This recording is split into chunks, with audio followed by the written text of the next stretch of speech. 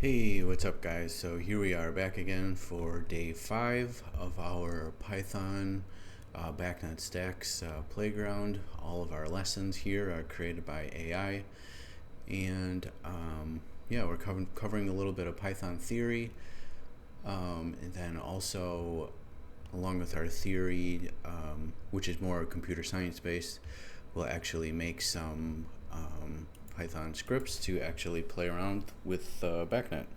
So if you recall, yesterday we did, we run this, we do, let's see, I remember where we had this on. Maybe we could just do Python scripts lesson. Alright, so if you recall what we did yesterday, we just made like a little simple script here that's AI, ChatGPT helped us a little bit, where we're just reading from a Raspberry Pi on the test bench, analog input 1 for device 192.168.204.12. So yeah, we're actually doing 3 read requests here. We're also using this, which is getting a little bit more complicated than we need, but maybe we could ask AI to take that out, because I think that's kind of confusing. So let's just plop this into here. Can you take out the async IO gather process and make it more simple? I think like the best thing to do on here, just for sake of time, to do 20 minutes a day, is to just vibe code for anything we need to do with BACnet. And then when we want to study actual theory in Python, we try our best not to vibe code, or else this things I think will just take too long. So this will just kind of make things a little bit easier. We don't really need like a super crazy, completely async. Like if we were doing hundreds of BACnet requests readings, yeah, we could probably do something like that. But just to make things kind of nice and easy for us, let's just keep it simple.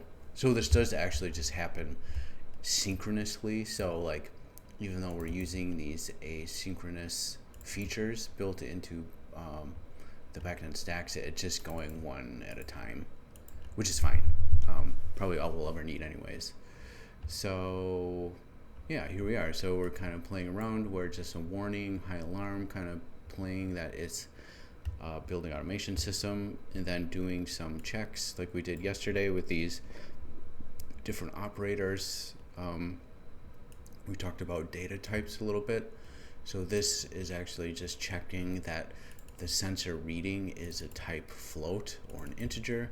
If it is, it'll raise an exception, a print statement that like, hey, this is not a float or an int. I think in BACnet you can come into some scenarios where you read a string or something from a point. It could be, maybe some BACnet device has this kind of data that it would return. And I think also that we could run into, which we'll get into a little bit later, is like you could run into dates and times. So later on in the coursework we'll get into like schedule objects and everything like that. So here we are, a nice little script. BAC0 must have some ping feature under the hood. So okay, so I think we could probably just use this to start with. Then I have like one more thing I think we could probably add to this towards the end. Maybe we could just do that now. Let's see, let's ask AI, does BAC0 have a whois feature to run before printing the sensor checks and values? Keep all code as is, but do a whois prior if you can. exact syntax to do this. But if you remember, when we're using our BACnet scan tool, this is our BACnet scan. Hold up, sorry guys. This is our BACnet scan tool. We're just using the BACnet discovery. Look at the previous videos for where to get this. It's free. So I'm just gonna have to go select my NIC card, and then hit the search. And then this is actually doing a whois right now on every instance range. So BACnet has, I think you can start with instance 1, and then it goes up to like 300,000 or 400,000. There's some like n number defined in BACnet. I can't remember what it is at the top of my head, but it's some yeah, like 3 million or 300,000, something like that. So like on a BACnet site, yeah, I have my devices set up for like 3 million something. So on a BACnet site, each BACnet device needs to have a unique instance ID, BACnet instance ID, which is a virtual address. So like what we're doing right here is we're actually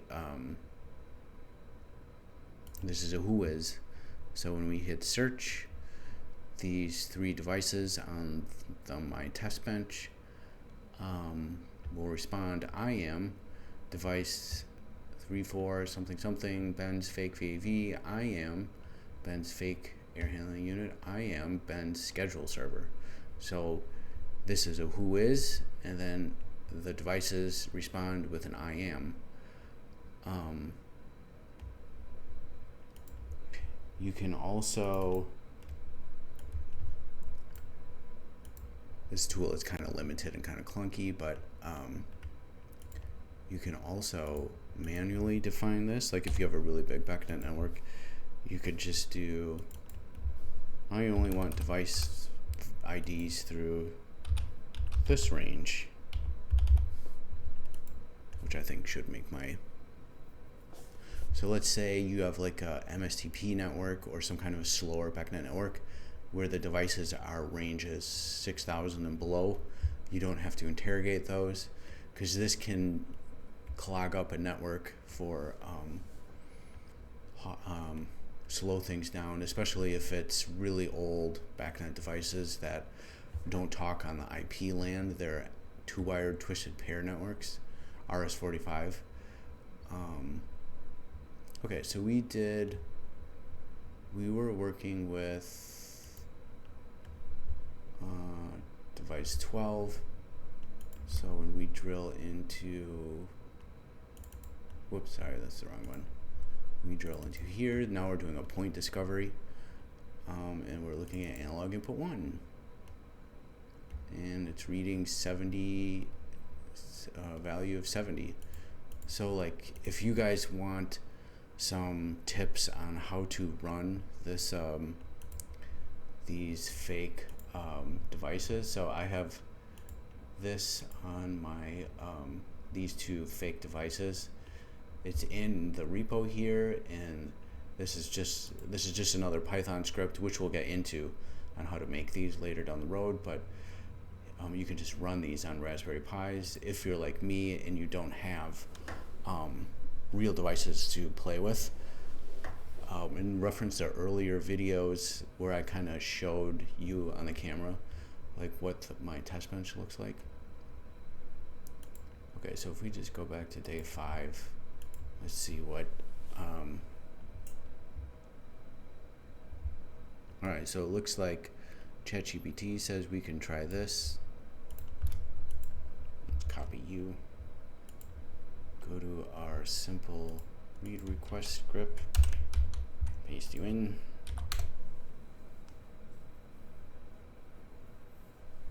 Okay, let's see, what did we get here? So it looks like when BAC0 runs, it actually has to create its own BACnet instance ID. Kind of similar range of mine. So like what I was talking about on the last video, how BACnet I think is a UDP inbound communication protocol. Like if we ran a BACnet scan tool while we're running this Python script, BAC0 would pop up with this device instance. Okay, so what did we get here?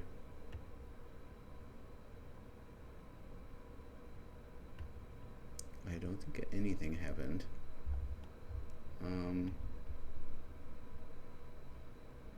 Maybe BAC0 doesn't have that. So let me, on GitHub, I do have some like really old notes here. I might see if I can actually find that.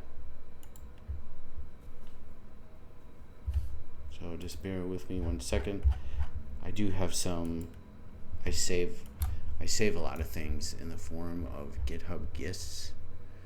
So I highly recommend get your own GitHub account, and then you can make these little gists. They're notes. So these are something I just keep notes of just like running scripts. So yeah, it does say that there is.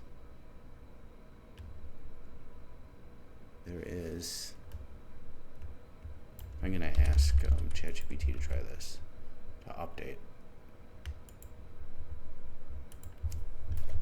Update for this, please.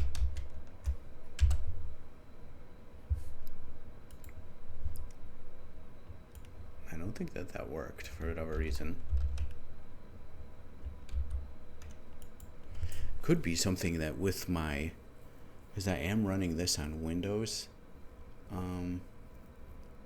So I wonder if this is actually causing some issues. I could have like, I don't know what's going on here.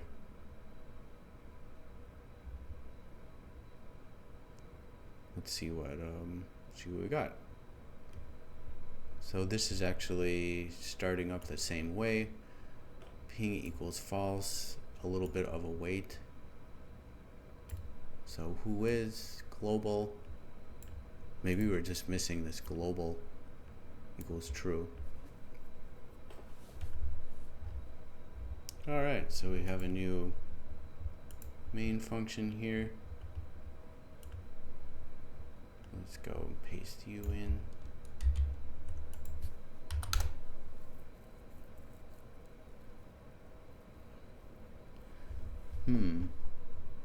I'm still not seeing my BACnet devices.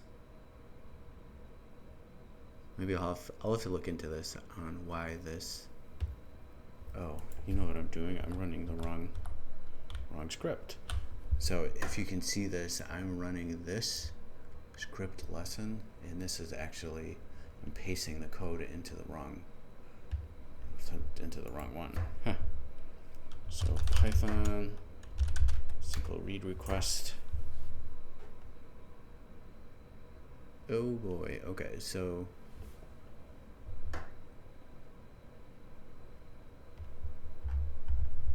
wonder if I got it wrong.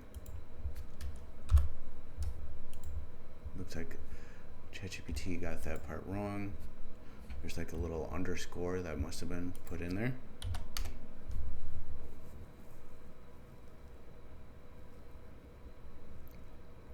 Global broadcast.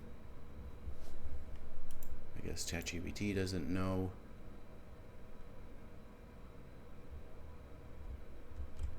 Either that or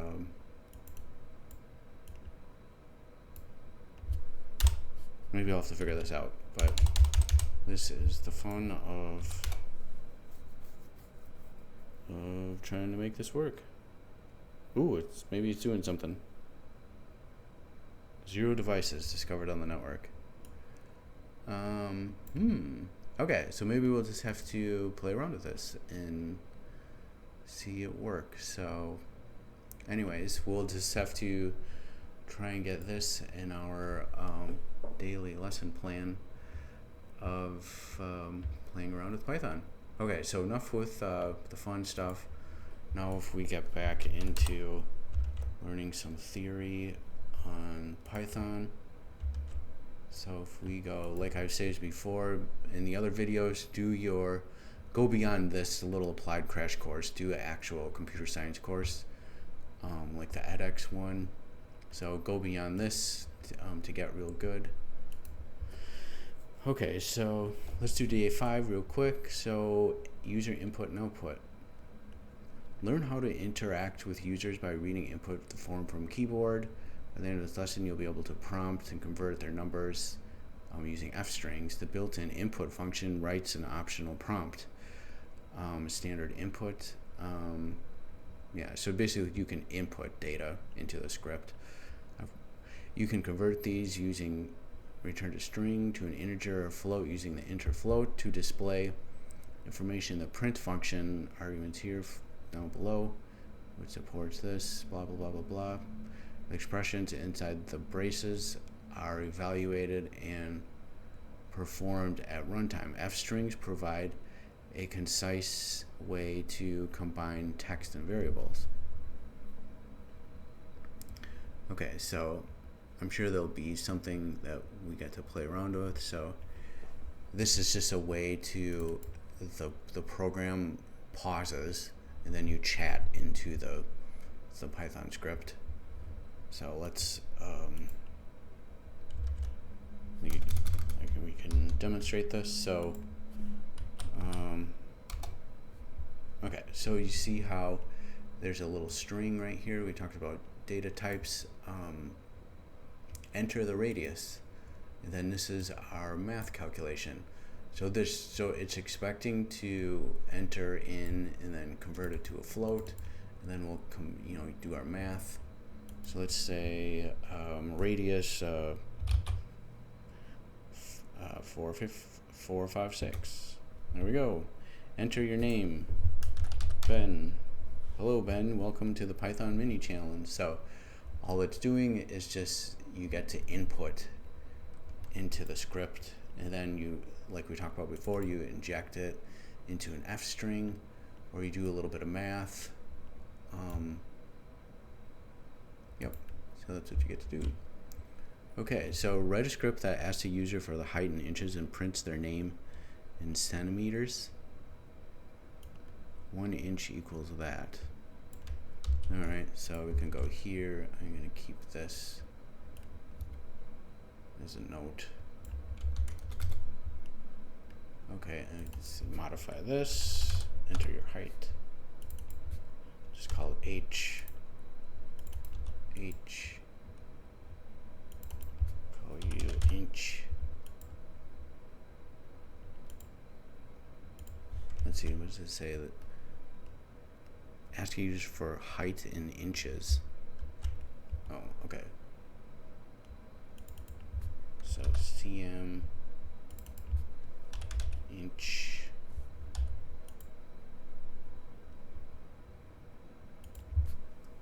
I'm gonna say feet.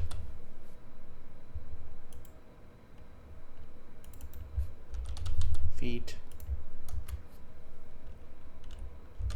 Inches equals feet times 12. And then if we do cm equals inches times 2.54, cm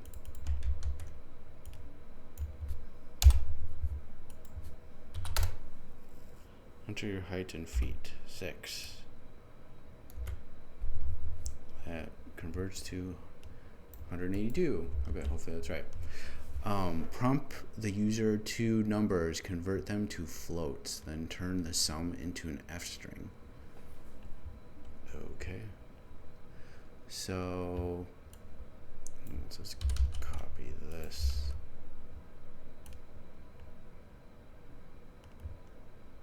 Well, doesn't matter. So we could say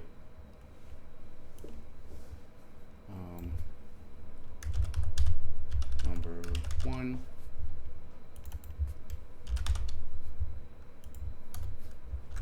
2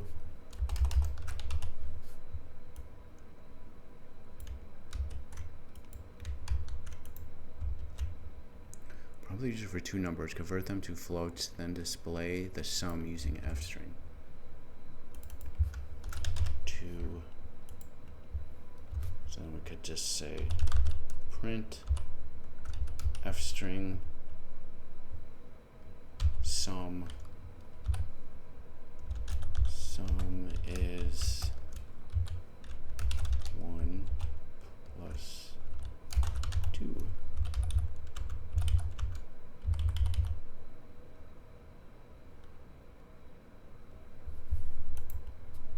Try this.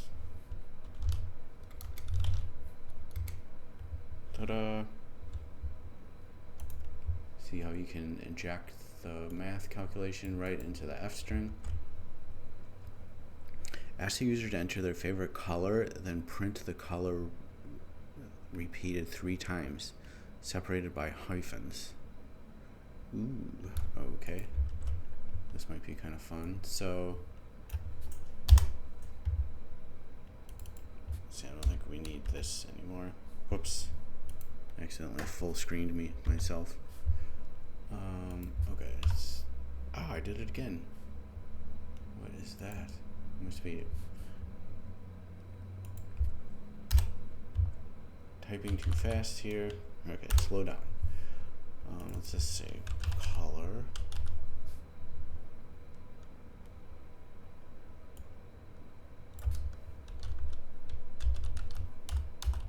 Enter color.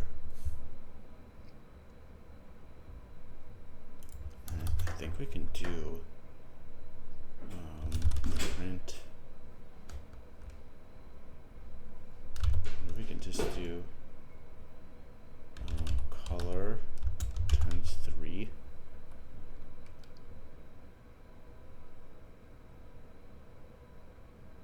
Let's just try this. Blue, blue, blue, blue.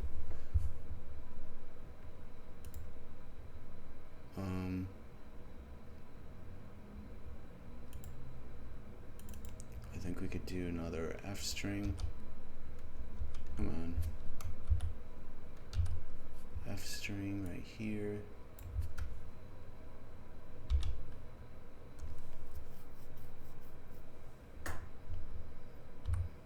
Maybe we don't even need an F string here.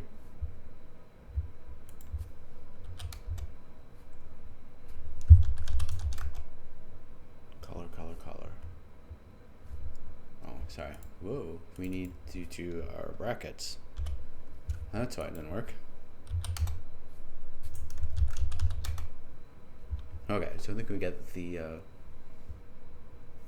wonder if we did that. So if we go here, blue, blue, blue. I have an extra hyphen at the end of that, but I think I'm okay with that. So here we did the F string, we inject that value from the input function into the F string, times it by 3. I think we could do like this. And then if we really wanted to get fancy, plus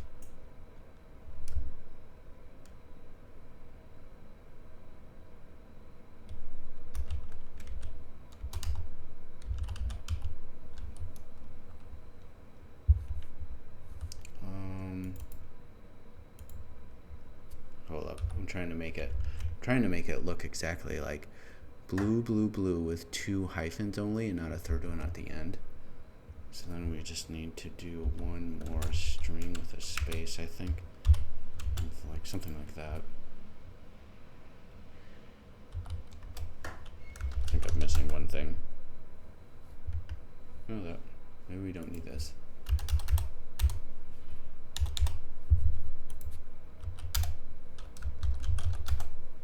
Blue, blue, blue. Alright, so kind of silly. So there's like an F string right here, multiplied by 2 to print 2 of them, and then we just add another color to it. So kind of like a little algorithm. Alright, so maybe as we study our theory in Python, we'll get a little bit more brave every day of like what we're trying to vibe code in here. So maybe I'll put a little bit of effort on the side and then see why see why that doesn't work. So maybe tomorrow I'll figure this out, and then we can dive into the BAC0 on GitHub, and maybe we can try and figure where we're going wrong. So it's all part of the fun. So have a great day, guys. Thanks.